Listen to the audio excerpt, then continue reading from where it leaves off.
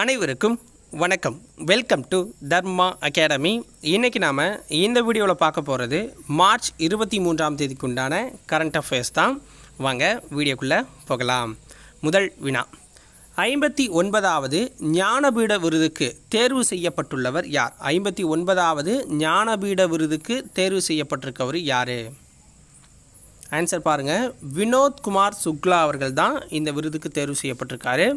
அவர் பார்த்திங்க அப்படின்னா ஹிந்தி எழுத்தாளர். ஓகேங்களா. இந்த ஞானபீட விருதை பெறும் முதல் சத்தீஸ்கர் மாநிலத்தை சேர்ந்தவர் இவர். இந்த விருதை பெறும் 12வது ஹிந்தி எழுத்தாளர் அப்படிங்கிற பெருமையும் ஒரு கிடைச்சிருக்கு. முதல் சத்தீஸ்கர் மாநிலத்தோட முதல் நபர். ஓகேங்களா. 1999 கேந்திர சாகித்ய அகாதமி விருதையும் இவர் வாங்கியிருக்காரு.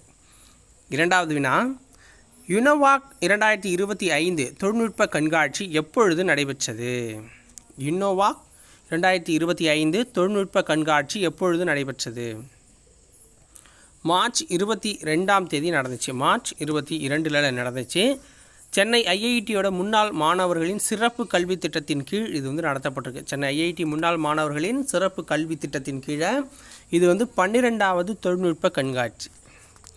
இதில் மைய கருத்து என்ன அப்படின்னு பார்த்தீங்கன்னா, தொழில்நுட்பம் சார்ந்த மாற்றம் 2047 வளர்ந்த பாரதம் அப்படிங்கிற கருப்பொருளை வச்சு தான் இந்த கண்காட்சி அப்படிங்கிறது நடந்துச்சு.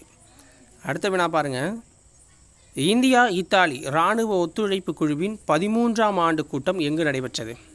இத்தாலி இந்தியா இராணுவ ஒத்துழைப்பு குழுவோட 13ஆம் ஆண்டு கூட்டம் எங்கு நடந்துச்சு? ரோமில் நடந்துச்சு. ஓகேங்களா. இத்தாலி தலைநகர் ரோமில் இந்த கூட்டம் அப்படிங்கிறது நடந்திருக்கு. இந்திய பசிபிக் பிராந்தியத்தோட ஒட்டுமொத்த நிலவரம் குறித்து இதில் விரிவாக ஆலோசிச்சிருக்காங்க.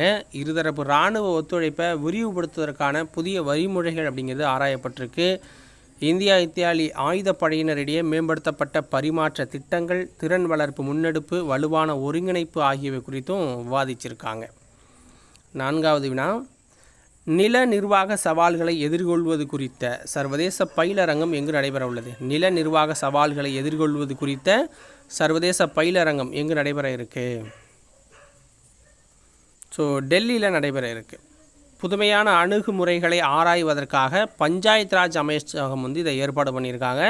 மார்ச் 23 6 நாட்கள் இந்த பயிலரங்கம் அப்படிங்கிறது நடக்க போகுது. இதில் 22 நாடுகளை சேர்ந்த பிரதிநிதிகள் அப்படிங்கிறவங்க பங்கேற்க போகிறாங்க. அடுத்தது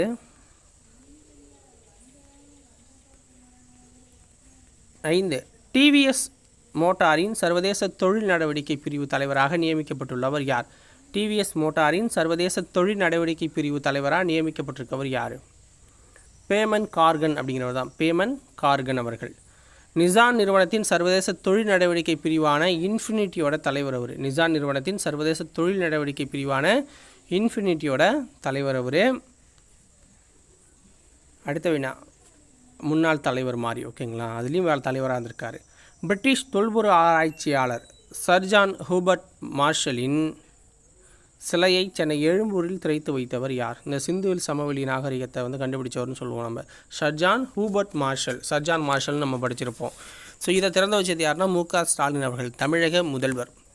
சிந்து சமவெளி நாகரிகத்தோட ஹரப்பா மற்றும் மொஹஞ்சதாரோ தளங்களின் மீதான அகழ்வாராய்ச்சியில் மிக முக்கிய பங்கினை வகித்தவர் இவர் தான். அடுத்த 7வது கொஸ்டின், 23வது வருணா இருதரப்பு கடற்படை பயிற்சி இந்தியா மற்றும் எந்த நாட்டிற்கு இடையே நடைபெற்றது? 23வது வருணா இருதரப்பு கடற்படை பயிற்சி அப்படிங்கிறது இந்தியா மற்றும் எந்த நாட்டிற்கு இடையே நடைபெற்றது? ஃப்ரான்ஸ். ஓகேங்களா. இந்தியாவுக்கும் ஃப்ரான்ஸுக்கும் தான் வருணா அப்படிங்கிற பேரில் நடந்துச்சு. இந்த கடற்படை பயிற்சி அப்படிங்கிறது ஆந்திர பிரதேச மாநிலத்தில் விசாகப்பட்டினத்தில் நடந்துச்சு. ஓகேங்களா. இதோட இன்றைக்கு உண்டான கரண்ட் அஃபேர்ஸ் முடியுது. உங்களுக்கு வீடியோ பிடிச்சிருந்தா ஒரு லைக்கை போட்டுவிட்டு சேனலை சப்ஸ்கிரைப் பண்ணிக்கோங்க. நாளைக்கு வேறொரு வீடியோவோட உங்களை மீட் பண்ணுறேன். நன்றி, வணக்கம்.